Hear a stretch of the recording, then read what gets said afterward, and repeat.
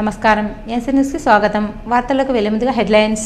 జిల్లా కేంద్రంలోని police parade మైదానంలో నిర్వహించనున్న 80వ స్వాతంత్ర దినోత్సవ వేడుకల కోసం అధికార యంత్రాంగం విస్తృత ఏర్పాట్లు చేసింది.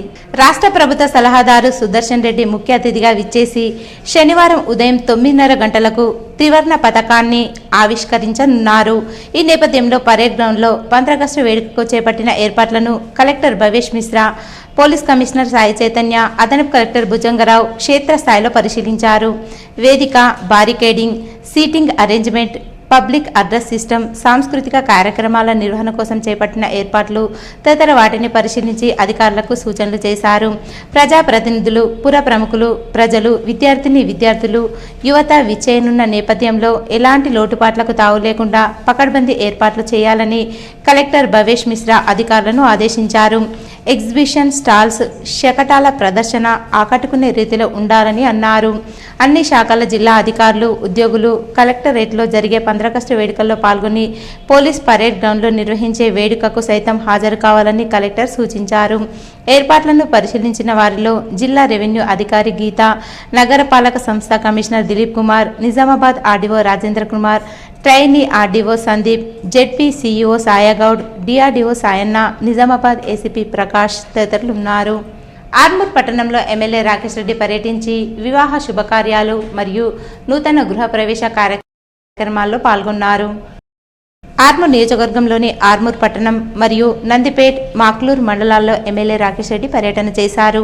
బీజేపీ నేతల వివాహ శుభకార్యాలలో మరియు రాష్ట్ర ప్రభుత్వం మంజూరు చేసిన ఇందిరమ్మ ఇంటి గృహప్రవేశాల కార్యక్రమాల్లో అలాగే ఆత్మీయుల గృహప్రవేశ వేడుకల్లో రాకేష్ రెడ్డి పాల్గొని ఆప్యాయంగా పలకరించారు.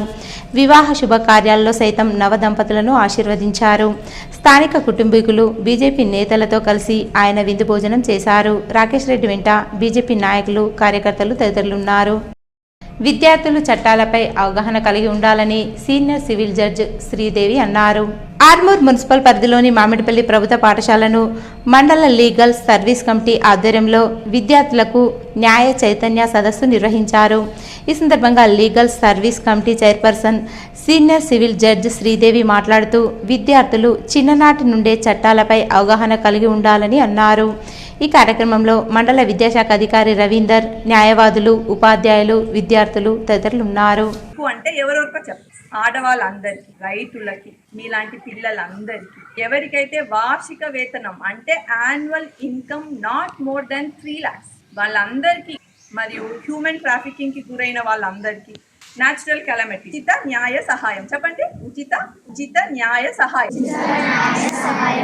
ఫ్రీ లీగల్ ఎయిడ్ అంటే అది, వీళ్ళందరికీ కూడా ఈ సంస్థ ఫ్రీగా న్యాయ సహాయం అందిస్తుంది. ఇక్కడ పారాలీగల్ వాలంటీర్స్ ఉంటారు, ప్యానెల్ లాయర్స్ అని ఉంటారు, ఎవరైతే మీకు ఫ్రీగా వాదిస్తారు అనమాట. కేసెస్ ఏం కేసెస్ ఉంటాయని కూడా అనుకోవచ్చు. మేమెందుకు పోతాం కోర్టుకు అనుకుండొచ్చు జనరల్ గా, అవునా? Maybe your thinking that what why we will go to court, tell me, ఎవరైనా చెప్పండి, కోర్టుకి ఎందుకు వెళ్తారు? కొట్లాడతాం కదా జనరల్ గా. ఆర్మూర్లోని శ్రీ భాషిత పాఠశాలలో శుక్రవారం రోజు స్టూడెంట్ కౌన్సిల్ ఎన్నికలు నిర్వహించారు. విద్యార్థుల్లో ప్రజాస్వామ్య విలువలు, నాయకత్వ లక్షణాలు, బాధ్యతాయుతమైన పౌరసత్వాన్ని పెంపొందించే ఉద్దేశంతో స్టూడెంట్ కౌన్సిల్ ఎన్నికలు నిర్వహించారు. ఈ ఎన్నికల్లో విద్యార్థులు ఉత్సాహంగా పాల్గొని తమకు నచ్చిన అభ్యర్థులకు ఓటు వేశారు. స్టూడెంట్ కౌన్సిల్ ఎన్నికల్లో పోటీ చేసిన విద్యార్థులు తమ లక్ష్యాలను, పాఠశాల అభివృద్ధికి చేయాలనుకుంటున్న కార్యక్రమాలు తోటి విద్యార్థులకు వివరించి వారికి మద్దతు ఇవ్వాలని కోరారు. ఎన్నికల ప్రక్రియను పాఠశాల సిబ్బంది పర్యవేక్షణలో క్రమబద్ధంగా నిర్వహించారు. విద్యార్థులకు ఓటు హక్కు, ఎన్నికల విధానం, నాయకత్వ బాధ్యతలపై అవగాహన కల్పించారు. ఈ సందర్భంగా పాఠశాల కరస్పాండెంట్ పోలపల్లి సుందర్ మాట్లాడుతూ విద్యార్థి దశ నుంచే ప్రజాస్వామ్య స్ఫూర్తిని అలవర్చుకోవడం ద్వారా మంచి నాయకులుగా ఎదగడానికి అవకాశం ఉంటుందని తెలిపారు. స్టూడెంట్ కౌన్సిల్ ద్వారా విద్యార్థుల్లో నాయకత్వం, నిర్ణయాత్మక, టీం వర్క్, క్రమశిక్షణ, పరిశుభ్రత, పఠన అలవాట్లు, కమ్యూనికేషన్స్ నైపుణ్యాలు అభివృద్ధి చెందుతాయని పేర్కొన్నారు.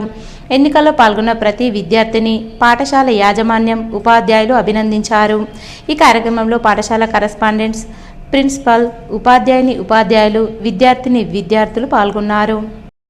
శ్రావణ శుక్రవారం సందర్భంగా ఆర్మూర్ పట్టణంలోని జంబి హనుమాన్ ఆలయ ఆవరణలో గల ధనలక్ష్మి మాత ఆలయంతో పాటు హౌసింగ్ బోర్డు కాలనీలో గల దుర్గామాత ఆలయాలలో మహిళలు ప్రత్యేక పూజలు చేశారు. ఈ సందర్భంగా వారు మాట్లాడుతూ శ్రావణ మాసంలో అమ్మవారిని పూజించుకోవడం వల్ల సకల సౌభాగ్యాలు కలుగుతాయని, శ్రావణ మాసంలో ప్రతి శుక్రవారం వరలక్ష్మి వ్రతాలు నోములు జరుపుకుంటారని అన్నారు.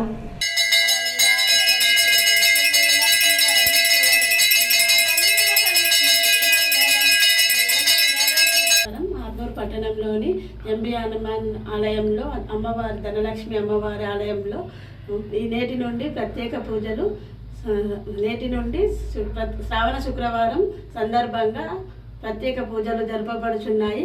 కావున భక్తులందరూ అధిక సంఖ్యలో వచ్చి అమ్మవారి కటకృపాక్షాలు కోరుకోవాలని. శుక్రవారం వరలక్ష్మి వ్రతం పెద్ద ఎత్తున కొనసాగుతుంది. కావున భక్తులందరూ అధిక సంఖ్యలో వచ్చి పాల్గొనాలని కోరుచున్నాను. నిజమైన లబ్ధిదారులకు కాంగ్రెస్ ప్రభుత్వం అండగా ఉండి వారికి సొంతింటి కలను ప్రభుత్వం నెరవేర్చిందని సీనియర్ కాంగ్రెస్ నాయకులు ప్రవీణ్ అన్నారు.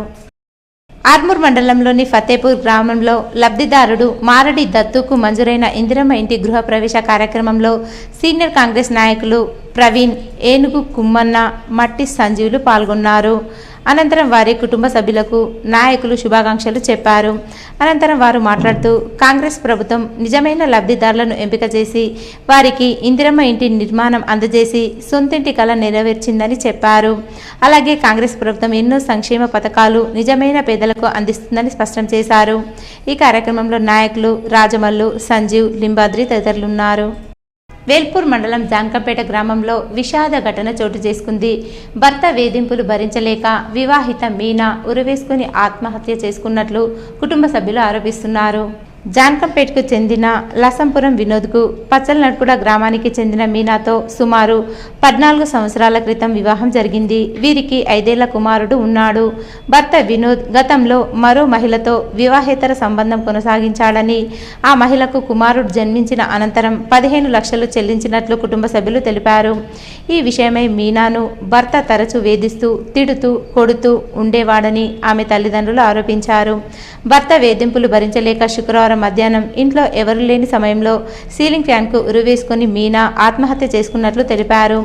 మీనాను భర్త వినోదే హత్య చేసి ఉంటాడని ఆమె తల్లిదండ్రులు అనుమానం వ్యక్తం చేస్తున్నారు. సమాచారం అందుకున్న పోలీసులు ఘటనా స్థలానికి చేరుకుని విచారణ చేపట్టారు. ఎస్ఐ సంజీవ్ ఆధ్వర్యంలో కేసు దర్యాప్తు కొనసాగుతుంది. మృతదేహాన్ని పోస్టుమార్టం నిమిత్తం ఆర్మూర్ ప్రభుత్వ ఆసుపత్రికి తరలించారు. బాలికల వసతి గృహాల్లో ఏఎన్ఎంలను నియమించాలని డిమాండ్ చేస్తూ పీడీఎస్యూ ఆధ్వర్యంలో ఆర్మూర్ పట్టణంలో ర్యాలీ నిర్వహించి సబ్ కలెక్టర్ కార్యాలయం ఎదుట ధర్నాకు దిగారు. అనంతరం సబ్ కలెక్టర్ అభిజ్ఞాన్ మాలవీయకు వినతి పత్రం అందించారు. ఈ సందర్భంగా పీడీఎస్యూ జిల్లా అధ్యక్షుడు నరేందర్ మాట్లాడుతూ రాష్ట్ర ప్రభుత్వం ప్రభుత్వ కళాశాలలు, వసతి గృహాలను చిన్న చూపు చూడడం సరికాదన్నారు. వసతి గృహాల్లో అనేక రకాల ఇబ్బందులు బాలికలు ఎదుర్కొంటున్నారని, ప్రభుత్వం స్పందించి విద్యార్థుల సమస్యలు పరిష్కరించాలని, అదేవిధంగా వసతి గృహాల్లో ఏఎన్ఎంలను నియమించాలని, లేని ఎడల పెద్ద ఎత్తున ఆందోళన కార్యక్రమాలు నిర్వహిస్తామని హెచ్చరించారు. ఈ కార్యక్రమంలో పీడీఎస్యూ నాయకులు, విద్యార్థులు తదితరులున్నారు. మా హాస్టల్లో కిటికీలు వలిగినాయి, దోమలు వస్తున్నాయి. మాకు ఏఎన్ఎం కావాలి. డెంగ్యూ జ్వరం అంటే వైరస్లు వస్తే మాత్రం మాకు ఏఎన్ఎం కావాలి. ఏఎన్ఎం లేని సందర్భంలో మాకు ఎవరు కూడా రాలేరు. కాబట్టి మాకు ఏఎన్ఎంని కేటాయించాలని కోరుకుంటున్నాం.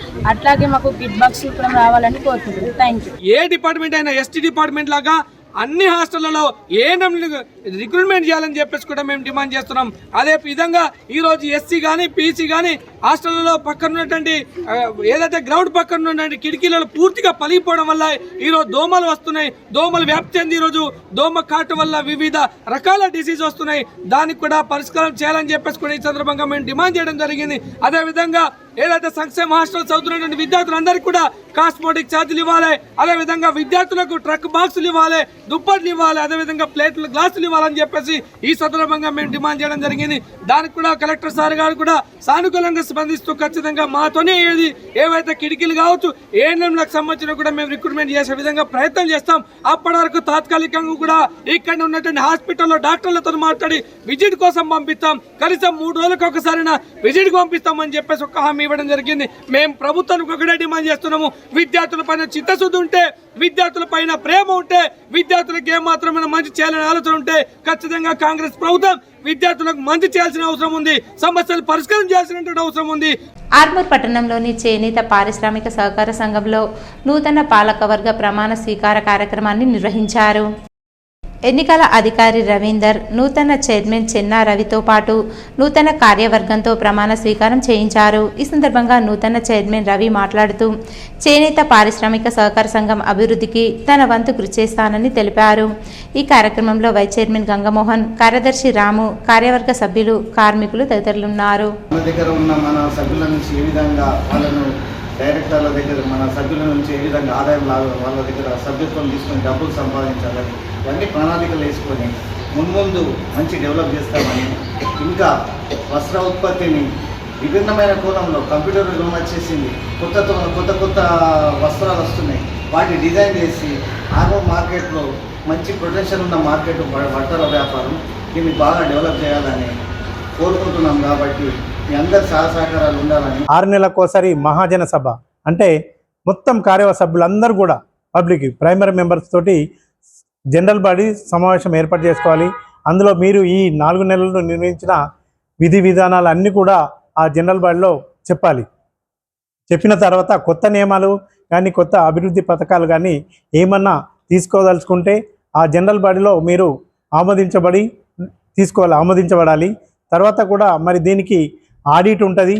సెక్షన్ 50 ప్రకారము 1964 యాక్ట్ ప్రకారము ఆ ఆడిట్ మీరు చేసిన నియమ నిబంధనలను ఆ లెక్కలను కూడా అన్నిటి కూడా సరిగా విత్ ఎవిడెన్స్ ఆఫ్ ప్రూఫ్ తోటి పెట్టి ఆడిట్ కూడా చేయించుకోవాలి. ఎవ్రీ ఇయర్ ఆడిట్ చేసుకున్న తర్వాతనే ఆడిట్ ఉంటేనే వాస్తవానికి ఈ సంఘం ఉంటుంది. దేశంలోనే 2వ అతిపెద్ద రంగం చేనేత రంగము, మొదటి రంగము రైతు రంగము. మా ఆర్మూర్ పాత తాలూకే కాకుండా ఉత్తర తెలంగాణలో మా ఉత్పత్తులు గాని ఆర్మూర్ సహకార సంఘానికి ఘనమైన చరిత్ర ఉన్నది. ప్రొడక్షన్ విషయంలో గానీ, సేల్స్ విషయంలో గానీ, మెంబర్షిప్ విషయంలో గానీ గతంలో 2500 మంది మెంబర్స్ ఉంటుండే, 400 మంది వీవర్స్ ఉంటుండే. ఇంట్లోనే వీవింగ్ చేసుకొని మా సహకార సంఘంలో అమ్మి వాళ్ళ జీవన ఉపాధి పొందేవాళ్ళు. ఆర్మూర్ పట్టణంలో ఎమ్మెల్యే రాకేష్ రెడ్డి సుడిగాలి పర్యటన చేశారు. ఆర్మూర్ పట్టణంతో పాటు మండలంలోని ఆయా గ్రామాలలో ఎమ్మెల్యే రాకేష్ రెడ్డి సుడిగాలి పర్యటన చేసి బీజేపీ నాయకులను మరియు సన్నిహితులను పరామర్శించారు. పట్టణంలో అకాల మరణం చెందిన కుటుంబాలకు ప్రగాఢ సానుభూతి తెలిపి అన్ని విధాలుగా తాను అండగా ఉంటానని భరోసా కల్పించారు. తనతో పాటు ఉంటూ తన వెన్నంటే నడిచిన నాయకులను మర్చిపోనని, తన వంతు సహాయ సహకారాలు ఎల్లవేళలా ఉంటాయని చెప్పారు. రాకేష్ రెడ్డి వెంట బీజేపీ నాయకులు, కార్యకర్తలు ఉన్నారు.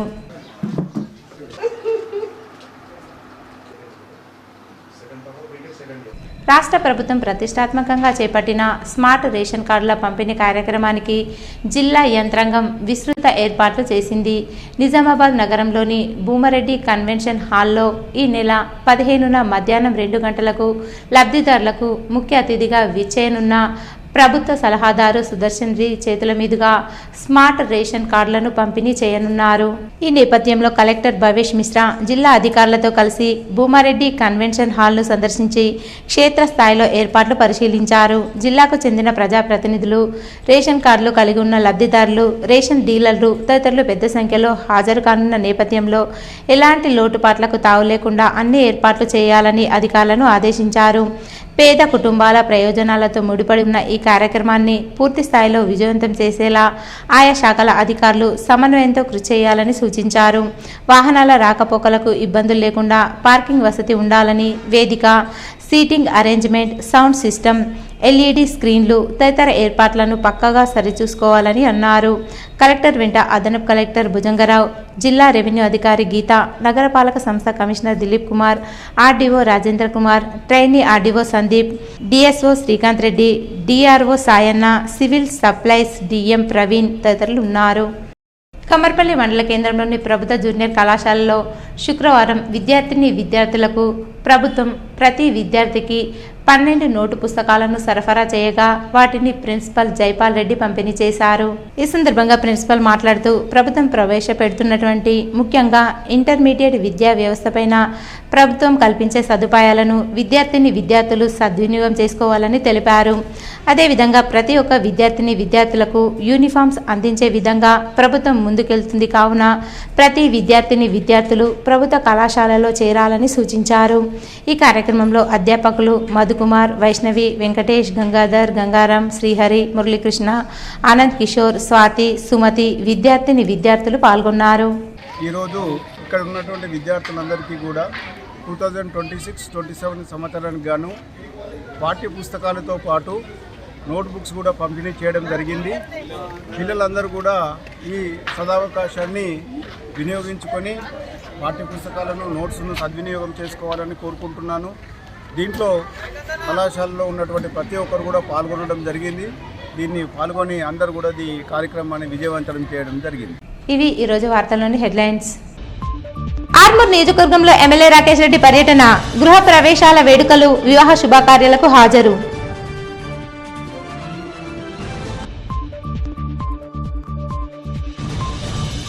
నిజామాబాద్ జిల్లా కేంద్రంలో పోలీస్ పరేడ్ గ్రౌండ్లో 80వ స్వాతంత్ర దినోత్సవ వేడుకలకు పూర్తి ఏర్పాట్లు. విద్యార్థులకు చట్టాల పట్ల అవగాహన ఉండాలి. మామిడిపల్లి ప్రభుత్వ పాఠశాలలో న్యాయ చైతన్య సదస్సులో సివిల్ జడ్జ్ శ్రీదేవి సూచనలు. వసతి గృహాలలో ఏఎన్ఎంలను నియమించాలని పీడీఎస్యూ ఆధ్వర్యంలో సబ్ కలెక్టర్ కార్యాలయం ఎదుట ఆందోళన. భర్త వేధింపుల కారణంగా వేల్పూర్ మండలం జాన్కపేట్ గ్రామంలో వివాహిత ఆత్మహత్య. భర్త భార్యను చంపాడని మృతురాలి కుటుంబీకుల ఫిర్యాదు. ఇవి ఈరోజు బులెటిన్లోని విశేషాలు. తిరిగి వచ్చే బులెటిన్లో కలుసుకుందాం. అంతవరకు సెలవు. నమస్కారం.